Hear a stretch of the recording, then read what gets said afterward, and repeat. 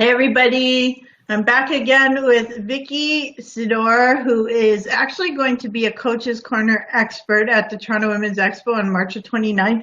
I'm excited to have you on, Vicki. Thank you. I'm excited to be here.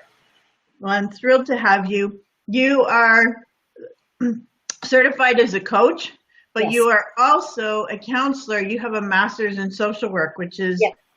fabulous. So you are an important lady to chat with today, and I know you feel very strongly about a subject that you want to talk to us about.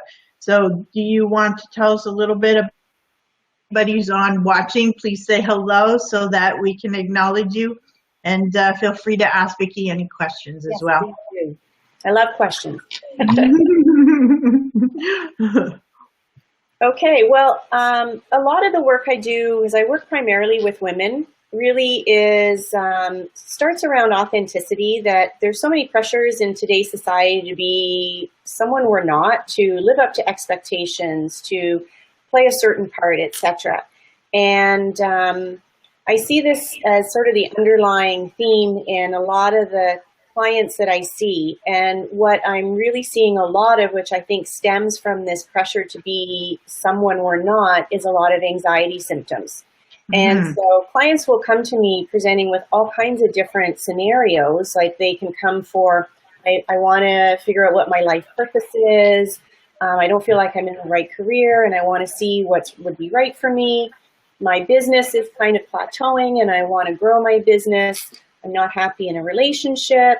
I hate my job, all these things. And when we start getting into it, what comes forward is they're having a lot of anxiety.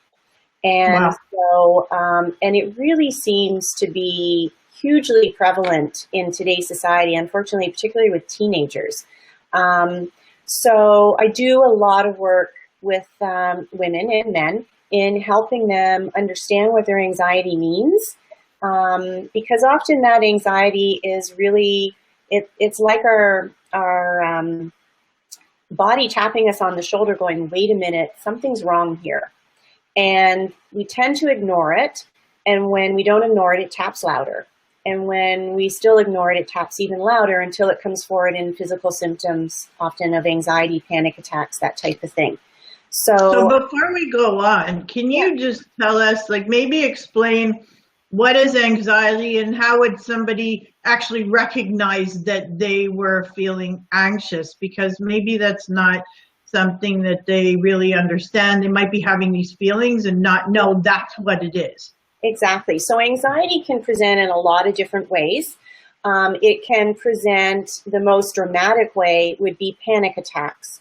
And this is where an individual suddenly has difficulty breathing. They may have chest pain. They break out in a sweat. Their palms get cold and clammy, and they feel fear. They have to get away from where they are. And a lot of people actually will go to the emerge because they think they're having a heart attack.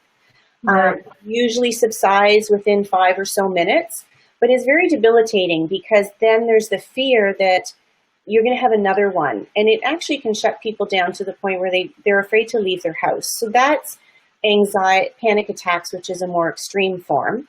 But it often will present with things like chronic tight muscles in the neck and shoulders, headaches. The individual may not even be consciously aware that they're anxious, but their body is telling them through the physical symptoms. It can be through excessive worry. What if? Always thinking, what if this happens? What if that happens?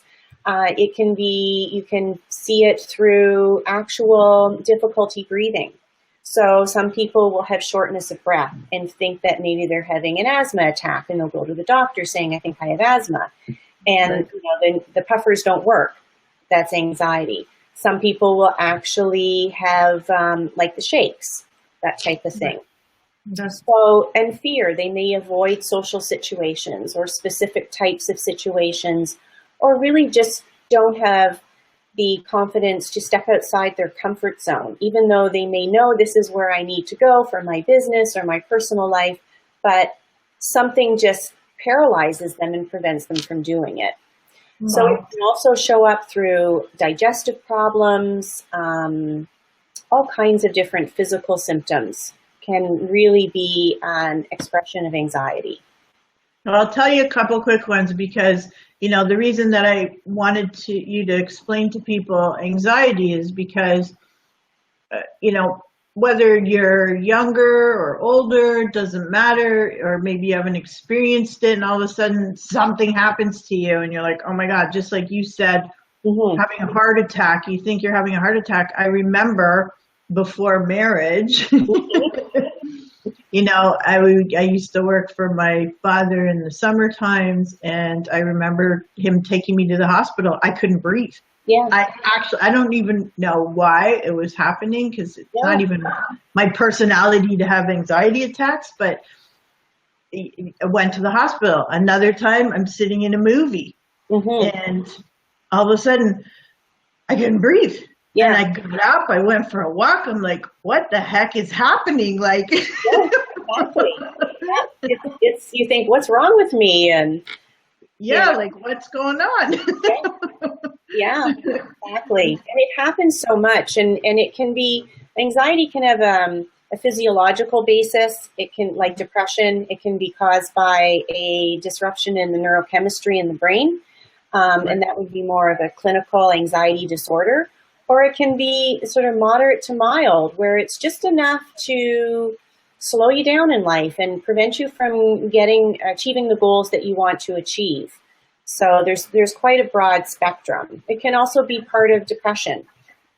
Depression can be sort of the lethargic form of depression, or it can be the agitated form of depression, which is anxiety. So I do a lot of screening with people when they first come in to screen for depression. And I have a series of questions that I ask people. And if I feel there's a chance that there might be a physiological basis to it, then I suggest that they see their family doctor or their naturopath, whichever route they prefer. So because that's important. If there's a biological reason for it, that needs to be addressed. So, yeah. Okay, perfect. So you're going to be at the Toronto Women's Expo, and you're one of our Coaches Corner experts. Yes. So people can actually book a free 30-minute session with you. Can you kind of describe what type of person would be ideal to book a session with you? I think anyone who has a desire for some type of change in their life, but they're feeling stuck in moving forward in that change. So it could be an individual who is an entrepreneur, has a business, and they want to grow their business, but fear or anxiety, or they may not even know what it is holding them back from taking that next step. They probably know the next step, they just can't seem to take it. It could be an individual who's having troubles in a relationship. It could be in a marriage. It could be with a family member or a friend, and they really are stuck.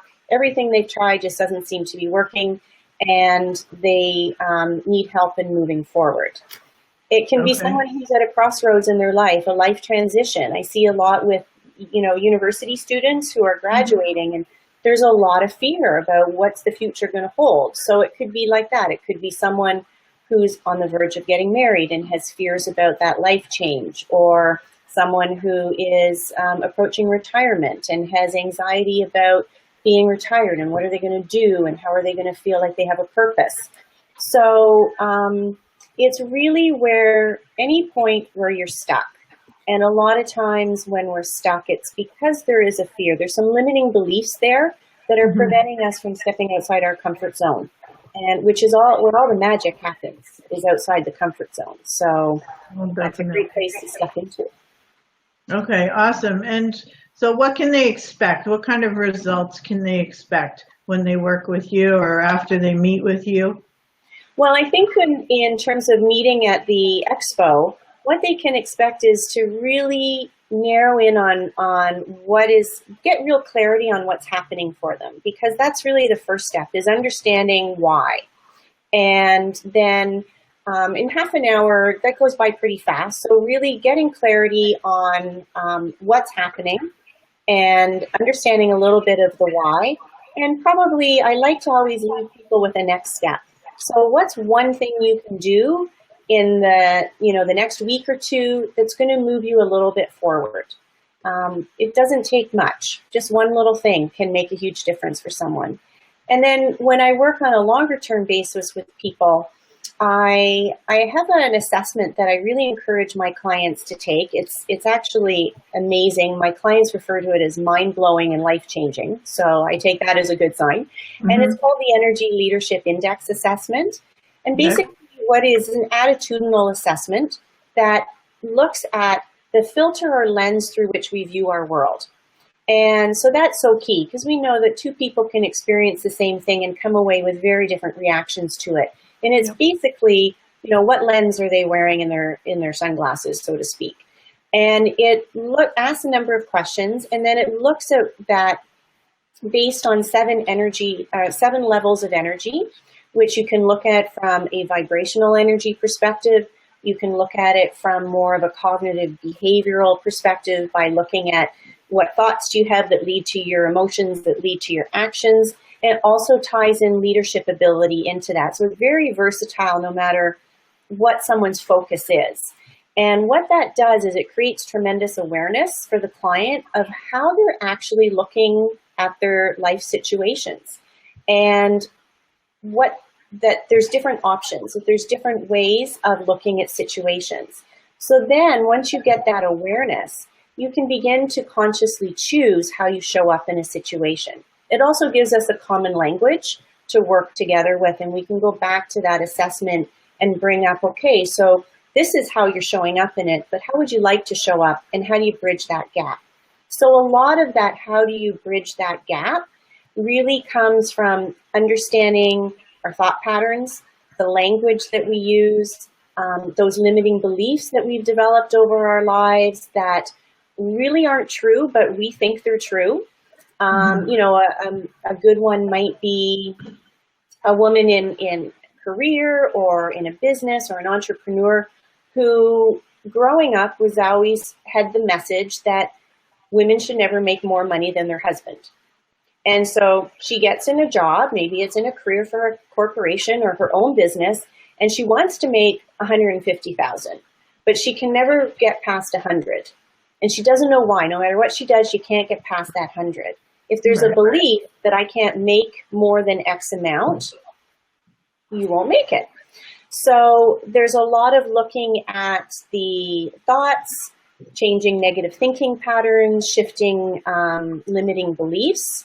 And there's also, particularly when it comes to anxiety, just education around anxiety, different ways to management. I do a lot of mindfulness training in my sessions with people. I think no matter what they come for, it's in today's society, it's a very, very valuable skill to develop. I also focus a lot on self-care, particularly with women, because we tend to put everybody else first and ourselves last. And often that anxiety is telling us we need to take care of ourselves. So I do focus on that in terms of awareness, reflection, setting boundaries, saying no, meditation, nutrition, exercise, the whole gamut. So it's a very comprehensive sort of 360-degree approach. But a lot of it starts with the mindset. Oh, I love it. Thank you. Gordon says, I love it. Magic happens out of the comfort zone. So yes. True. Well, thank you so much, Vicki. That was very enlightening. I love it. And thank you for being at the Toronto Women's Expo. We're excited to have you there. I'm looking forward to it. Awesome. And anybody out there, if you want the link to book a session with Vicki, just write in the comment section. We'll send you the link. Or you can private message Vicki or myself, and we'll send you the link so that you can book your session with Vicki at the show. So thank you again, Vicki. Thank you. All right. I look forward to seeing everyone on the 29th. Awesome. Well, we're excited to have you, and have an awesome weekend, everybody. Thank you again, Vicki. And we are going to see you very shortly. So book your appointments, because I don't think Vicki has very many openings left. No, I don't. You got to keep me busy. Yeah, she's going to be pretty busy that day. So get your appointment now. and we will see you at the show. Thank you, Vicki. Thank you, everybody. Have a great weekend, everyone.